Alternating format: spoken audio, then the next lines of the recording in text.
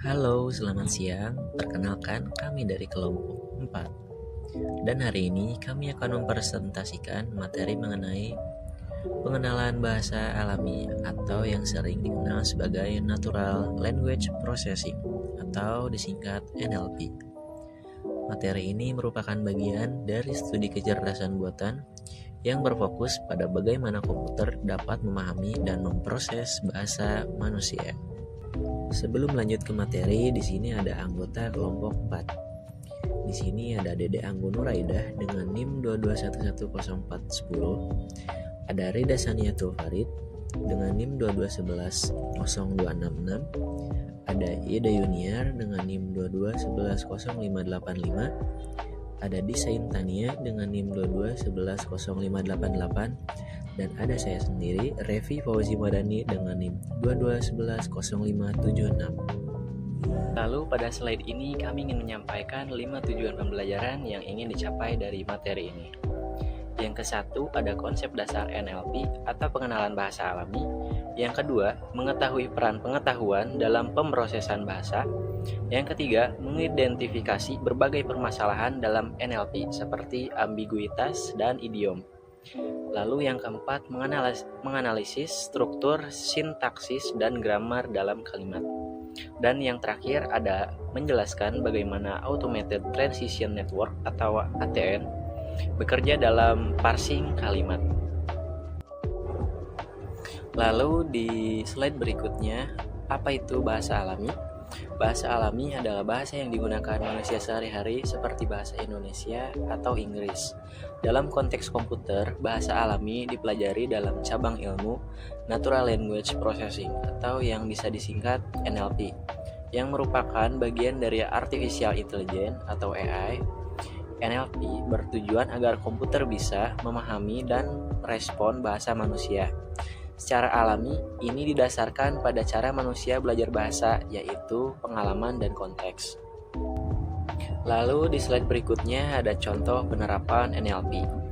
Beberapa contoh aplikasi NLP yang sering kita temui dalam kehidupan sehari-hari, diantaranya ada question answering, seperti kita bertanya ke Google, Siri, ChatGPT, ataupun DeepSeek.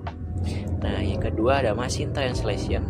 Misalnya, Google Translate yang mampu menerjemahkan kalimat dari satu bahasa ke bahasa yang lainnya.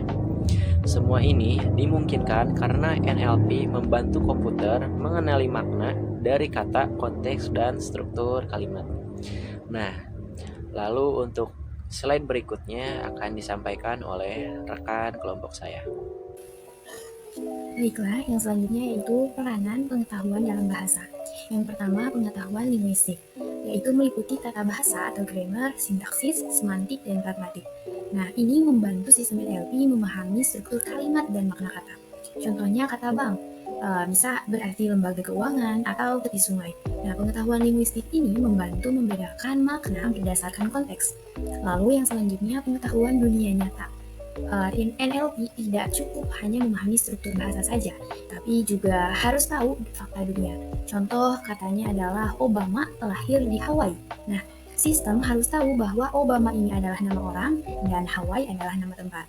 Lalu pengetahuan kontekstual, yaitu pengetahuan ini digunakan dalam proses seperti named entity recognition, sentiment analysis, dan machine translation. Tanpa pengetahuan yang cukup, sistem bisa saja salah tafsir atau menghasilkan jawaban yang tidak sesuai. Lalu yang selanjutnya implementasi dalam NLP. Nah, bahasa manusia ini sangat bergantung pada konteks. NLP memanfaatkan model seperti BERT atau GPT untuk memahami konteks secara menyeluruh. Contohnya, dia sedang membaca novel. Nah, sistem harus tahu bahwa novel ini adalah objek bacaan, bukan merupakan kata sifat. Nah, yang selanjutnya, masalah apa saja yang ada dalam bahasa alami. Yang pertama yaitu ambiguitas. Contohnya kata teacher strikes idle kids. Nah, ini artinya bukan berarti seseorang memukul anak kecil yang sedang diam, tapi bisa saja berarti seorang guru yang membuat muridnya terdiam karena pidatonya. Lalu yang kedua masalahnya adalah segmentation issue. Nah, ini dua kata terpisah, New York dan New Haven, ataukah satu entitas? New York yang dikasih hyphen mark dan New Haven Railroad. gitu. Yang ketiga, idiom. Lalu kenapa idiom menjadi masalah dalam ENLP? Ini karena kalau NLP tradisional cenderung menganalisis kata per kata secara literal. Nah, idiom ini memiliki makna yang tidak bisa ditebak hanya dari kata-katanya. Misalkan, throw in the towel bukan berarti benar-benar melempar handuk, tapi bisa saja artinya adalah menyerah. Nah, begitu pula ambiguitas konteks.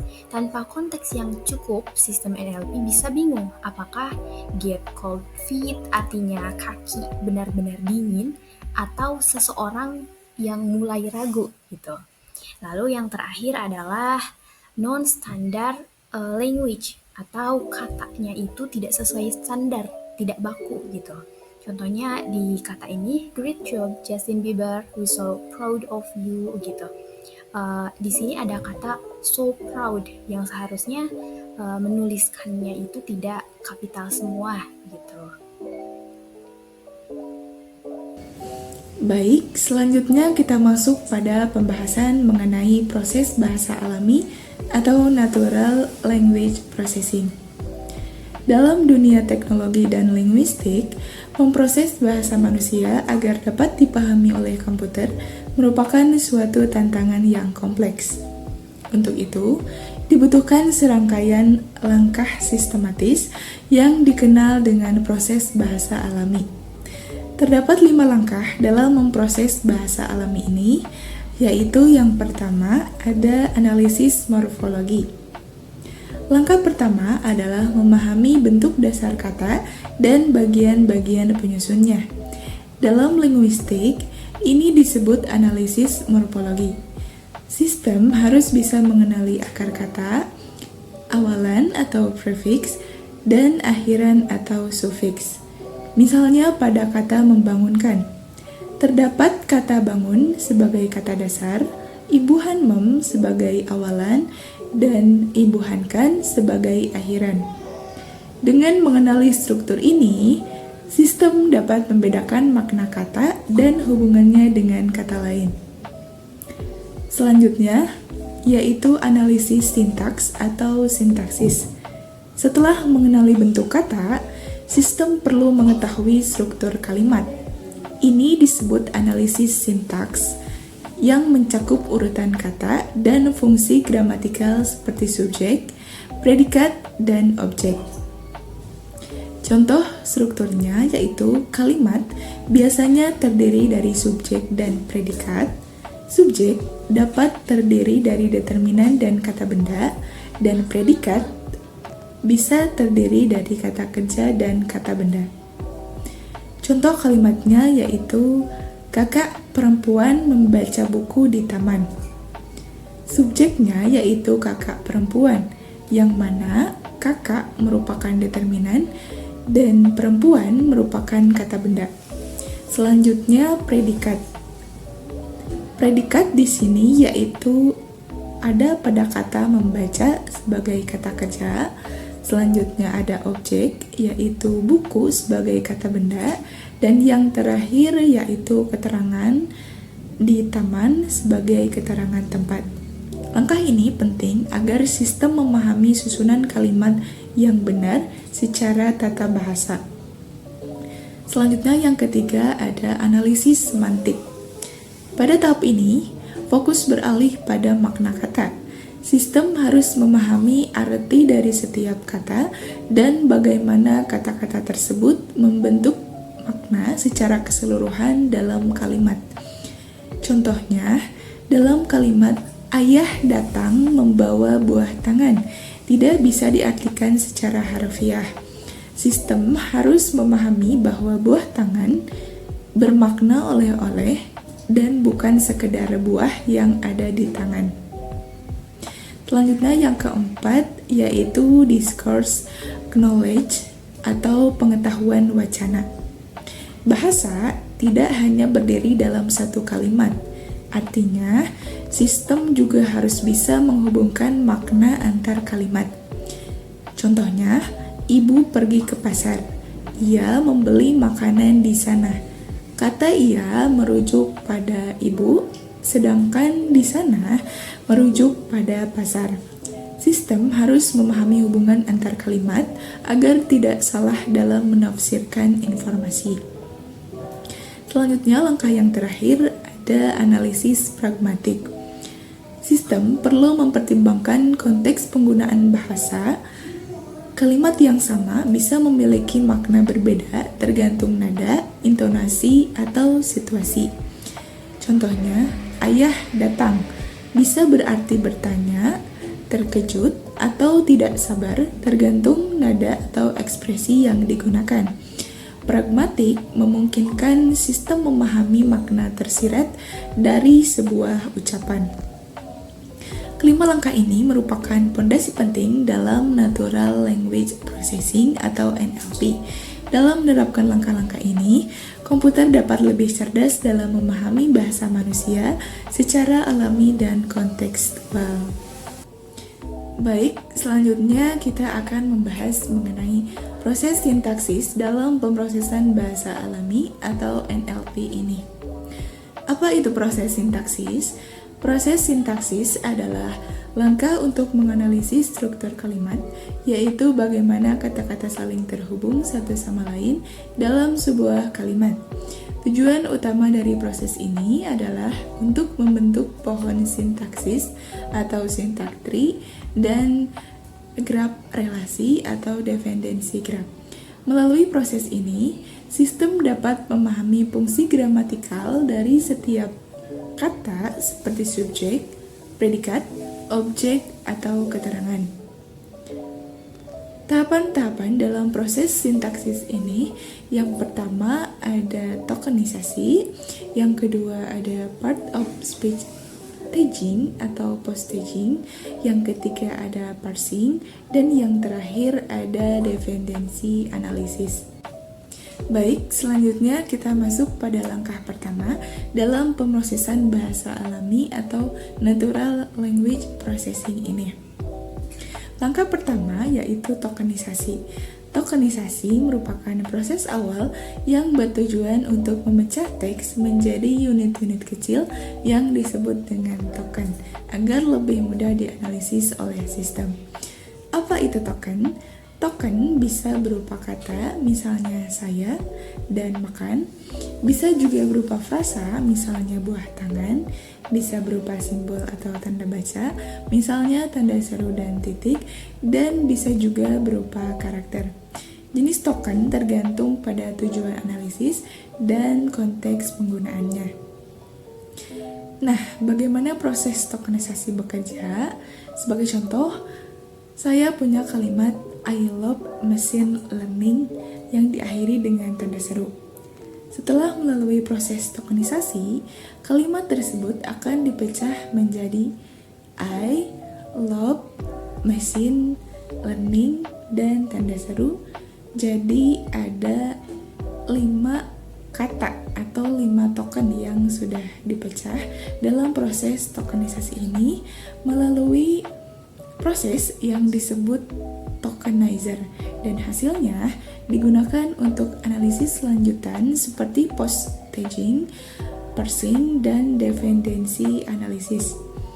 Tujuan tokenisasi ini sangat penting karena yang pertama memudahkan analisis struktur kalimat, yang kedua membantu komputer mengenali makna setiap bagian teks, dan yang ketiga menjadi pondasi utama bagi proses NLP selanjutnya.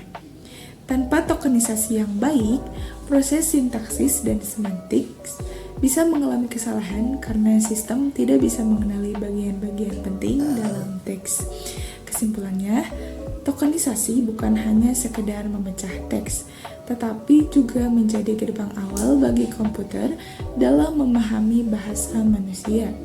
Dengan tokenisasi yang akurat, sistem NLP akan lebih mudah melakukan analisis struktur kalimat secara menyeluruh.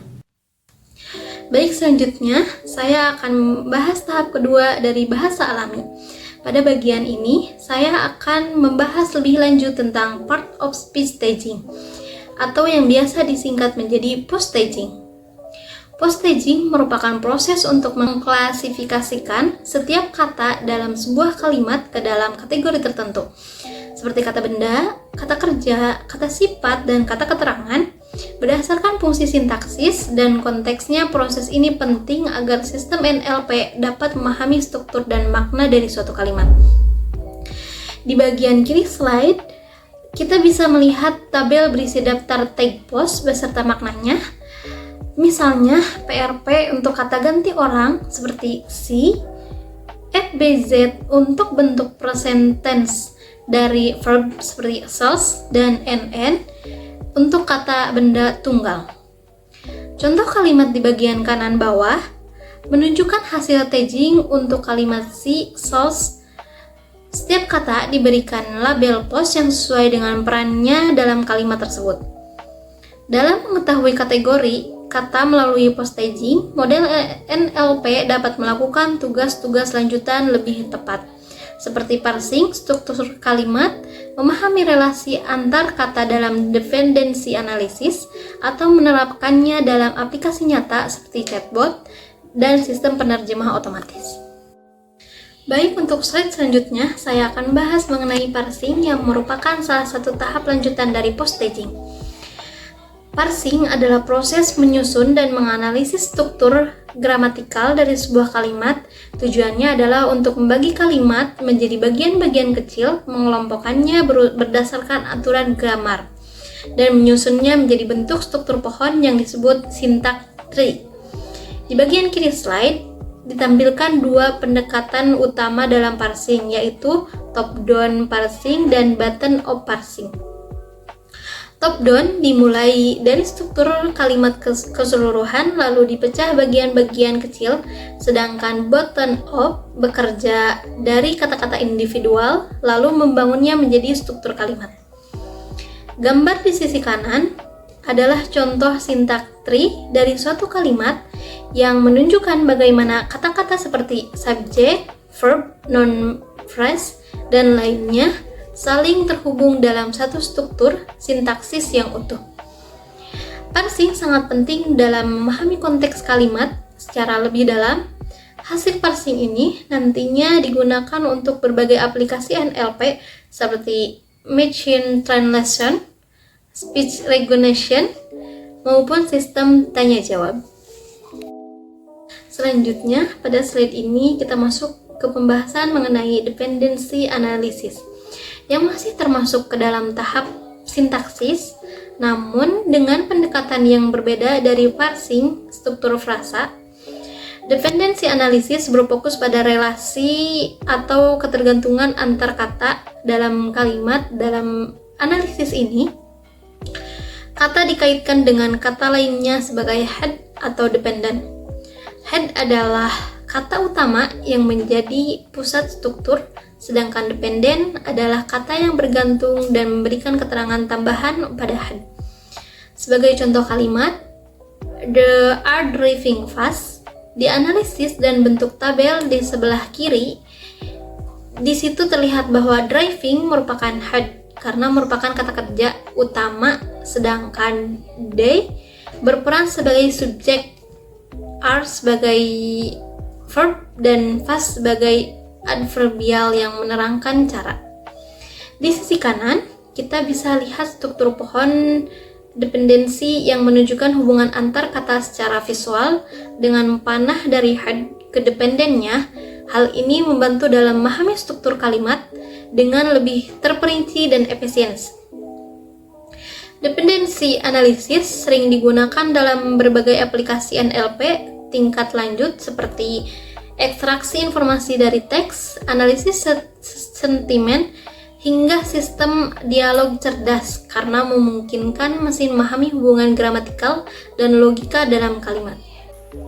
Selanjutnya yaitu grammar dan parser. Grammar adalah seperangkat aturan yang menentukan struktur valid suatu bahasa. Ada beberapa jenis grammar yang umumnya digunakan dalam pengenalan bahasa alami. Yang pertama, context-free grammar.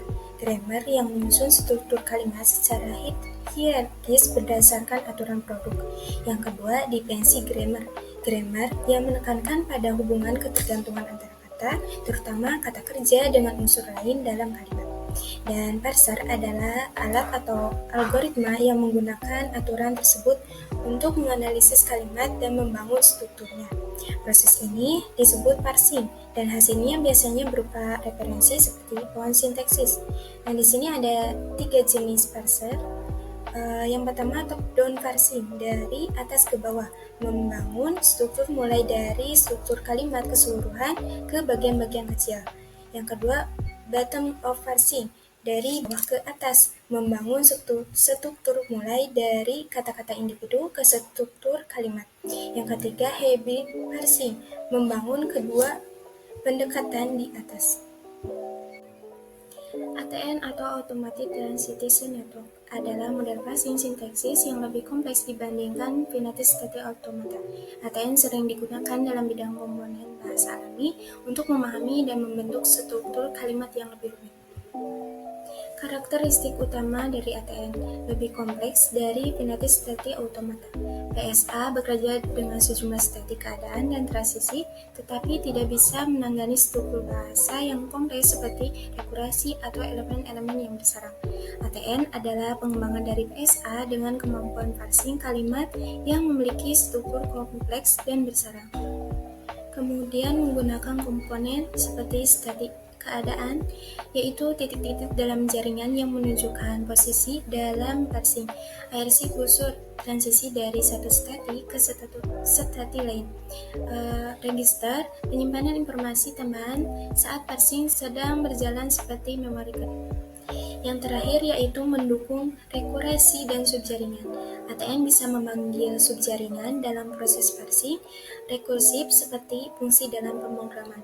Ini memungkinkan ATN memproses struktur sintaksis bertingkat seperti anak kalimat dalam kalimat majemuk. Contoh kasus langkah parsing dengan ATN. ATN akan mulai dari inisial stati melalui serangkaian transisi. Nah, ATN akan mengenali struktur determinal, nominal, verba. Tiap bagian akan melewati stati tertentu dan parsing dilakukan langkah demi langkah sesuai alur jaringan, hingga kalimat dikenali sebagai struktur yang valid. Selanjutnya kesimpulan. Pengenalan bahasa alami adalah cabang penting dalam kecerdasan buatan yang menghubungkan komunikasi manusia dan mesin. Pengenalan bahasa alami memanfaatkan pengetahuan bahasa dan proses komputasi seperti tokenisasi, post-tuning, parsing, dan defensi analis untuk memahami struktur dan makna kalimat. Sintesis menjadi dasar penting dalam proses ini dengan teknik seperti grammar, konteks pre-grammar, defensi grammar, dan automatic translation network membantu mengurangi kalimat kompleks. Meskipun masih menghadapi tantangan seperti ambiguous dan variasi bahasa, perkembangan teknologi terus meningkatkan kemampuan pengenalan bahasa alami dalam berbagai aplikasi, seperti asisten suara, terjemah mesin, dan analisis sentimen. Baiklah, berikut ini merupakan sumber-sumber yang menjadi landasan sekaligus inspirasi bagi kelompok kami untuk membuat PPT ini. Kami ucapkan terima kasih atas waktu dan antusiasme yang luar biasa. Semoga apa yang dipaparkan oleh kelompok kami dapat membuka wawasan dan memberikan pemahaman yang bermanfaat. Terima kasih.